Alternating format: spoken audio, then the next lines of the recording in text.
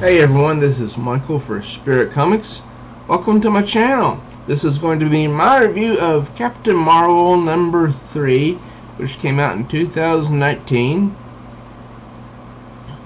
If you're new here, please do subscribe and click the notification bell so you don't miss any new uploads. Also, please do give this video a thumbs up and share it around. And don't forget to comment. Now, I want to start off by saying this is not a bad cover. It really isn't. As I said, zoom in and look at exactly what Captain Marvel is and is not doing here. You see Captain Marvel working, hard. But this image does not even appear in the book.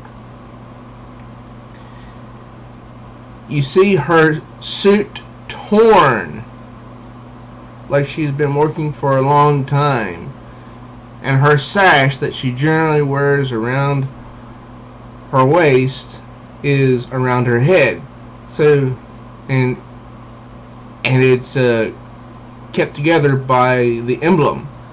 So she kind of reminds me of one of the heroes from the 1950s era. And it actually shows her to have some sort of rear end here. Not like when she was Miss Marvel, but more feminine than than previous runs of Captain Marvel.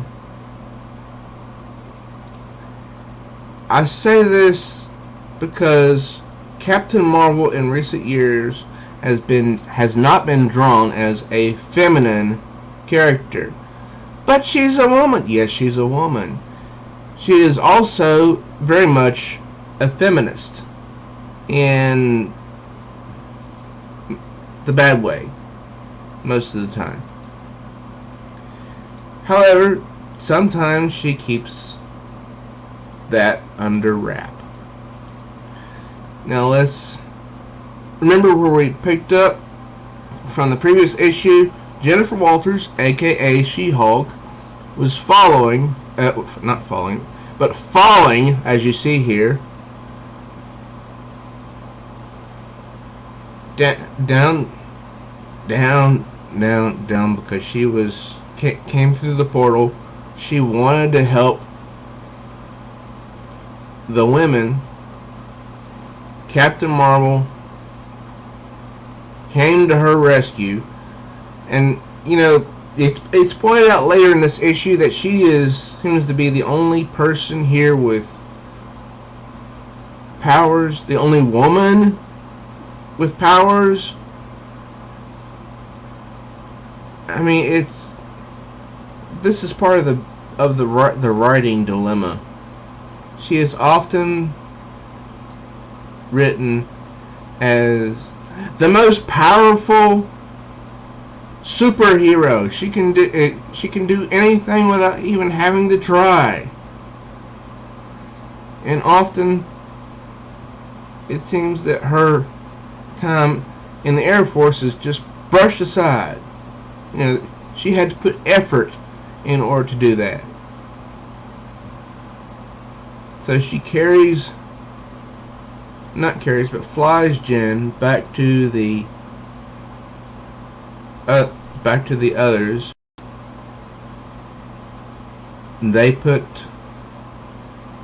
And before they get back to the hideout, Carol starts to suspect someone. This guy, the only man on the island.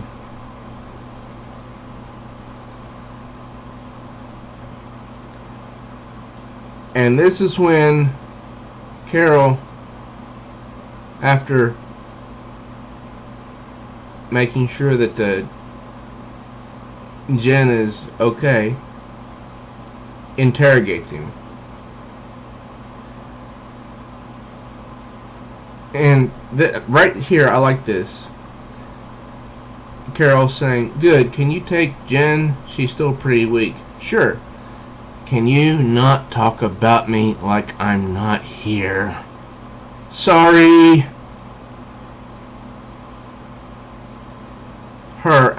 Your powers seem to be on the fritz, like hazmats. We're going to figure it out, but first I have to deal with something. What is she doing? I don't know, but I wouldn't want to be on the other end of it because they can see the way she's walking. It's like a woman who is ticked off. And this is the only male on the island by the name of Som, S-O-M, Som. And she grabs his jacket and he's like, "What?" And she does this, wham! Right. Now she goes out and asking, what's going on? Because a few pages over, I didn't even touch on it, but, one of the bad guys wanted to make Carol into a bride or something. Apparently, Carol has an aversion to marriage, I guess, unless it's with somebody that she likes, which is rare. And so, this being the only guy, "Carol, I'm so sorry." Then, the only guy spills his guts in the war room. And says that he's on their side. However, he didn't tell them everything. He didn't know if they'd still accept him if they knew the truth. That he's actually the son of Nuclear Man. And it says Nuclear Man also goes by the name of Marcus. It says, "My name, Som," it stands for son of Marcus. Even my name is barely my own. He realizes it's impossible to trust you now. "I do. I'm sorry." So they interrogate him. Because I guess Carol, being the highest ranking person since she was in the Air Force, says that they're going to trust him for now and not put him on lockdown, not lock him up.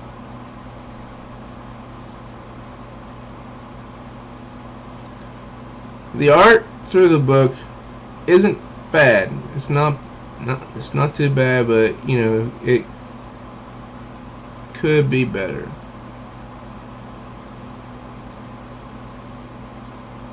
Yeah, it's your lucky day, Som. "What? Do you mean you believe me?" "Heh, no, not really. But the truth of the matter is that we can't get rid of you." Oh, so nice of her to say that. And she can't exile him because if he does, then his dad will find him and will extract any information that he has about them.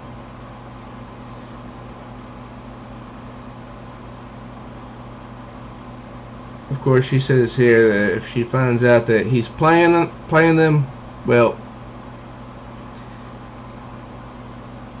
it's not going to be good.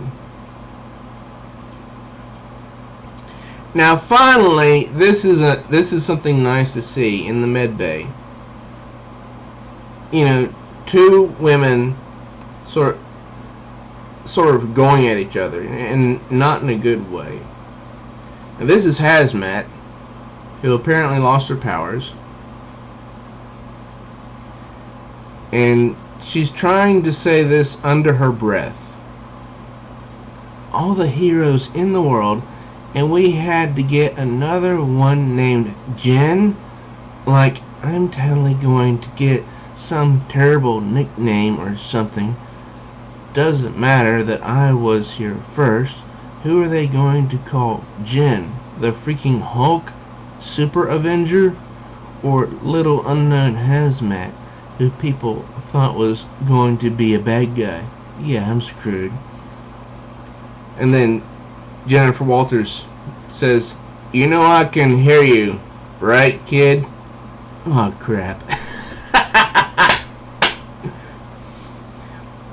Hazmat comes across as one of those characters who thinks she's entitled to everything.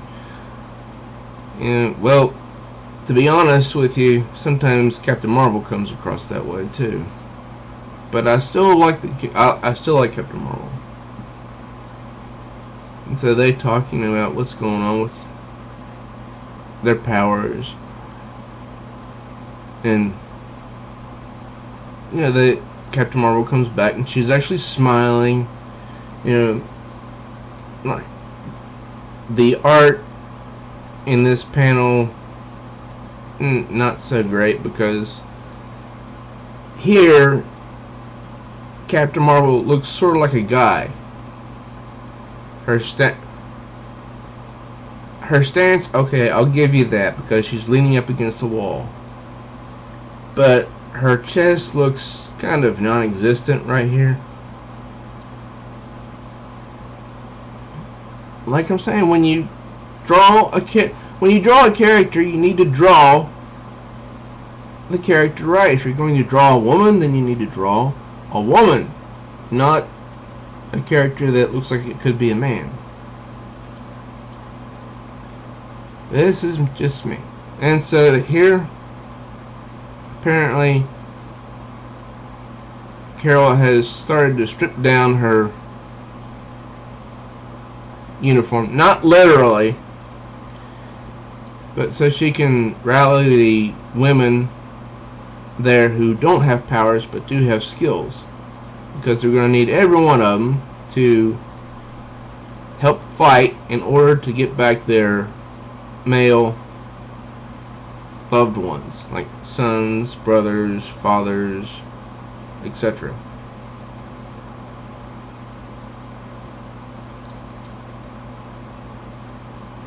So back in the war room,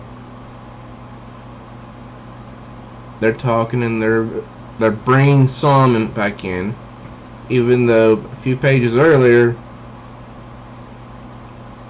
Danvers said that they weren't going to let him in on any new stuff from the war room.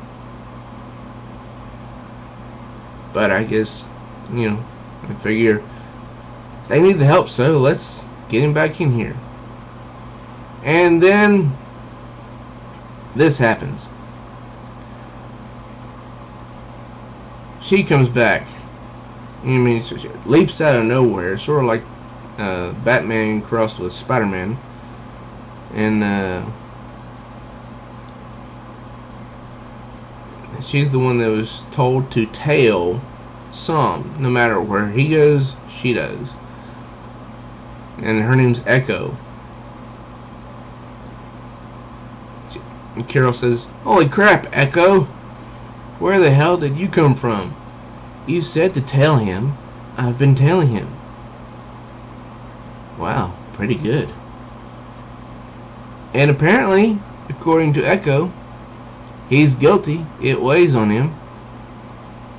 It's impossible to know if it's guilt from what he's already done or what he plans to do, but based strictly on his actions, he's clean. So that's something good. It's nice that the only male character that's on the side of Captain Marvel, Jennifer Walters, and Jessica Drew is not a bad guy. But Marvel has this problem, of writing people like Sam as the bad guy. often. So they go out scouting. Then they hear this eep. Now I'm not going to do it all the whole time. But apparently I think they have been found. And guess who's to blame? Yep. Sam. He's to blame. He says that he has to tell Carol something. She says it's going to have to wait. He says it can't wait. I didn't tell you this before because I didn't think it mattered and because I'd already given you so many reasons not to trust me. But now I'm worried he has something very specific planned for you. Something you can't possibly expect or defeat. Talk faster, Sam.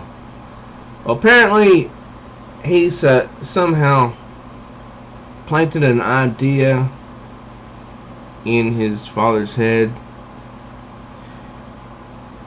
because he says this right here. I put the idea in my father's head to bring you here.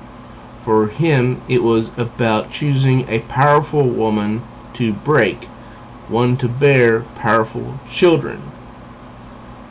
For me, it was about choosing someone who could save us. I was so worried about the people here. We needed a leader, a hero. I chose you because I thought you were that hero. So at the same time, he's admitting something that he did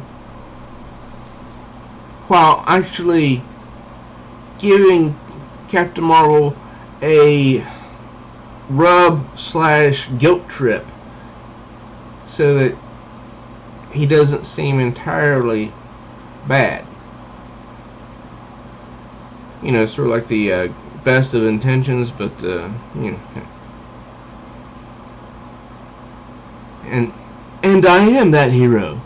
Your method sucked, but you weren't wrong. I'm going to save us, but so are you. We're all going to do it together.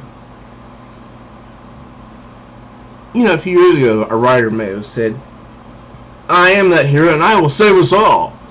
Thank goodness Kelly Thompson is not like that. Then we see this big explosion.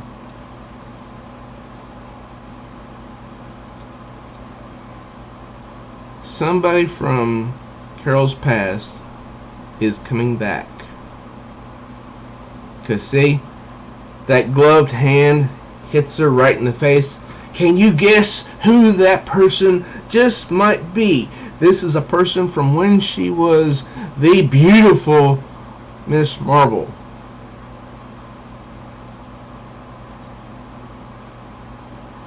Da da da da da. Rogue? Hello, Carol. I've been positively itching to finish what I started all those years ago, and this time I'm not going to leave enough of you for anyone to save. Yeah, as someone who watched the X-Men, the animated series when I was younger, I always loved her southern accent. And Rogue, in case you didn't know, is part of Carol Danvers' past when she was Miss Marvel. So this story wasn't bad. It could have been better, but I'm still enjoying the series. The artwork, it could have been better, and hopefully it'll get better. But you know, I gotta wait till I get around to reading the next issue. So, what did you guys think? Those of you who have read this far into the current Captain Marvel run, leave your comments down below. Thank you for stopping by. If you're new here, please do subscribe. Click that notification bell so you don't miss any new uploads. Also, please do give this video a thumbs up and share it around. And don't forget to comment. Thank you to those who have subscribed recently and do comment. I am at 175 subscribers and striving towards 200. Till next time, true readers, I am Michael for Spirit Comics.